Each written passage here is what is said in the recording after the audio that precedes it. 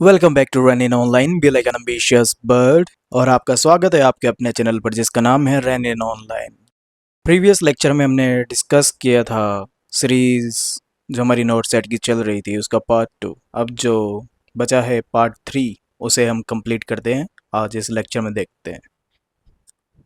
तो हमारा पहला क्वेश्चन है, a client with retinal detachment is admitted to the nursing unit in preparation for a repair procedure. Which prescription should the nurse anticipate? तो हमारा जो पहला क्वेश्चन है वो ये है कि एक क्लाइंट है किसके साथ, रिटाइनल डिटैचमेंट के साथ, वो एडमिट हुआ है नर्सिंग यूनिट के अंदर और प्रिपरेशन हो रही है रिपेयर प्रोसीजर के लिए। Which prescription should the nurse anticipate? तो आइए देखते हैं। हमारे पास है 4 ऑप्शन, इसमें से हमें चूज करना है करेक्ट वन। पहला ऑप्शन है हमें allow bathroom privileges only, elevating the head of the bed to 45 degree, wearing dark glasses to read or watch TV, placing an eye patch over the client। तो इनमें से जो सबसे बेस्ट ऑप्शन है वो और करेक्ट ऑप्शन जो है सेलेक्ट करें। वीडियो पॉज करें। तो जो हमारा करेक्ट ऑप्शन है वो है placing an I patch over the client. कारण क्यों? क्योंकि हमारी जो प्रायोरिटी है वो ये कहती है कि जब रेटिनल डिटैचमेंट होता है उस वक्त हमें ज़्यादा से ज़्यादा उसको प्रोटेक्ट करके रखना है। ठीक है, इसका रेशनल देखते हैं। D, the goal is to prevent any further trauma और movement of the retina before the surgical repair. जो हमारा गोल है वो ये है कि हमें प्रिवेंट करना है किसी भी ट्रॉमा से और मूवमेंट ना हो रेटिना की बिफोर द सर्जिकल रिपेयर। जब तक सर्जिकल रिपेयर ना हो जाए हमें तब तक क्या करना है, प्लेस करना है एक आई पेज जो उसकी मदद करेगा, हेल्प करेगा प्रिवेंट किसमें, अननेसेसरी मूवमेंट में, which could worsen the detachment. आइए चलते हैं देखते हैं सेकंड क्वेश्चन।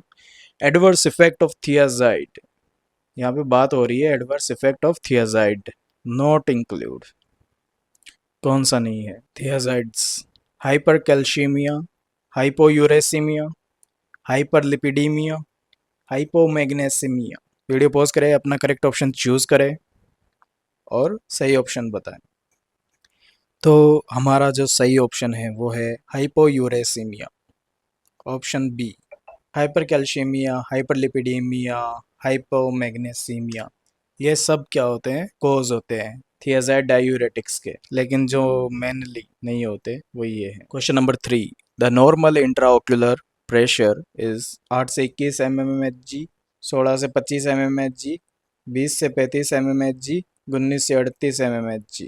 वीडियो पॉज करें, अपना करेक्ट ऑप्शन चूज करें और बताएं। तो जो नॉर्मल इंट्राओक्यूलर प्रेशर होता है वो होता है 8 से 21 mmHg, उससे ज़्यादा अबाउ कंडीशंस होती है। जो नॉर्मल इंट्राओक्यूलर प्रेशर का जो रेंज होता है 8 से 21 mmHg होता है। तो option A is correct. Chemoprophylaxis of choice in case of meningococcal meningitis. Question number 4, कि क्या कीमो प्रोफाइलेक्सिस है किसके अंदर, मेनिंजियोकोकल मेनिंजाइटिस में। तो यहाँ पे हमारे पास 4 ऑप्शन है, chloroquine, tetracycline, rifampicin, penicillin. Prophylaxis, बचाव के दृष्टिकोण से। वीडियो पॉज करें और देखें और अपना आंसर बताएं। तो करेक्ट आंसर है हमारा रिफाम्पिसिन।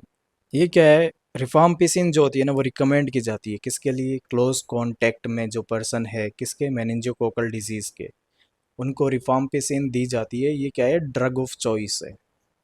600 mg दी जाती है 2 दिन तक। Question number 5, the most common complication of a septic abortion is. आपके सामने है 4 option A B C D, haemorrhage, septic shock, uterine rupture और एक्टोपिक प्रेगनेंसी। तो आइए चले देखते हैं कौन सा है इनका मोस्ट कॉमन। वीडियो पॉज करें और देखें।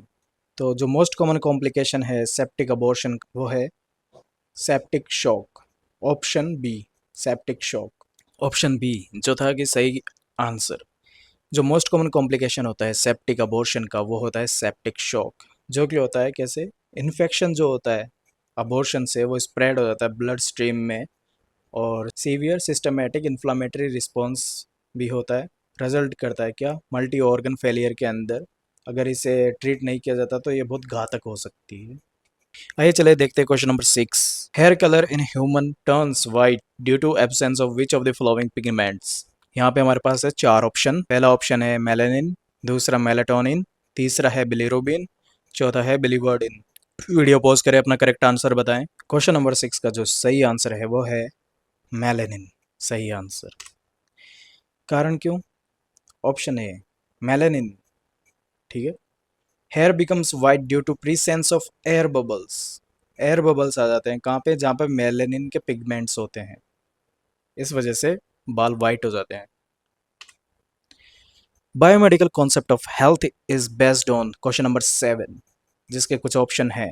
Germ theory of disease, absence of pain, social and psychological factors, equilibrium between man and environment. तो ये 4 ऑप्शन है। वीडियो पॉज करें, अपना आंसर बताएं और देखते हैं इनमें से कौन सा है हमारा correct option. Biomedical concept of health की बात करते हैं तो अपने CHN में पढ़ाई होगा कि नॉर्मली कौन सा होता है। तो हमारा करेक्ट ऑप्शन है germ theory, germ theory of disease A. Biomedical concept की बात कर रहे थे अपन। ये क्या होती है? कुछ डिजीज होती है जो कि कॉज की जाती है माइक्रो ऑर्गेनिजम्स के द्वारा, जो छोटे छोटे बैक्टीरिया होते हैं, वायरस होते हैं, फंगी होते हैं, इनके बारे में, इससे रिलेटेड चीज़ों के बारे में। Positions of patient with the continuous Ryle's tube feeding. तो हम कौन सी पोजीशन प्रोवाइड करेंगे पेशेंट को जब हम राइल्स ट्यूब फीडिंग करवा रहे हैं? तो हमारे पास 4 ऑप्शन है।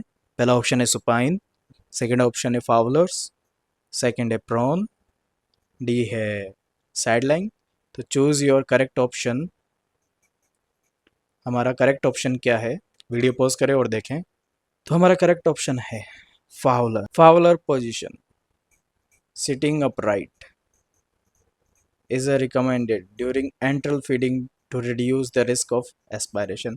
कि एस्पायरेशन का जो रिस्क होता है उसे रिड्यूस करने के लिए हम फावलर्स पोजीशन रिकमेंड करते हैं। Question number 9। End of two bones is connected bye.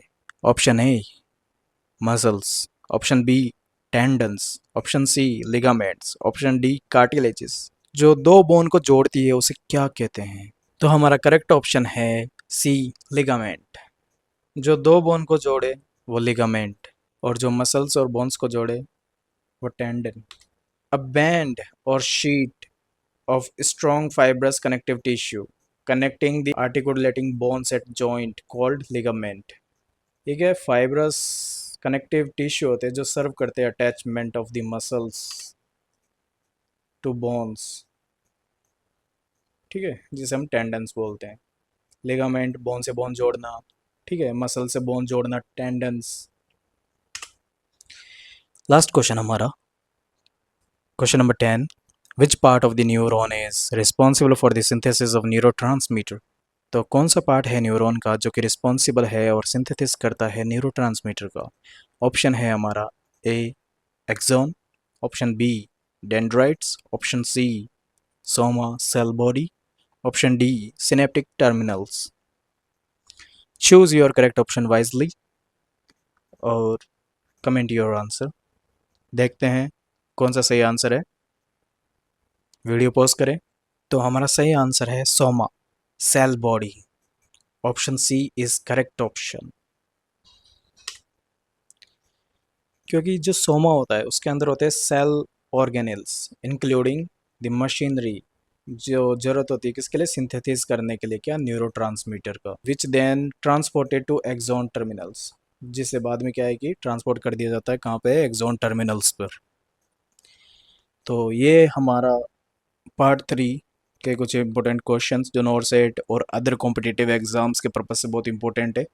अगर आपने प्रैक्टिस कर रखी होगी, अपने लेक्चर्स देख रखे होंगे, अगर आपने प्रिपरेशन कर रखी होगी, तो ये क्वेश्चन सॉल्व करना आपके लिए कॉन्फिडेंस बिल्ड करता है, क्योंकि प्रैक्टिस ही हमेशा कॉन्फिडेंस बिल्ड करती है। तो जुड़े रहिए आपके अपने चैनल पर जिसका नाम है Ranin online. Best of luck for your studies and jobs.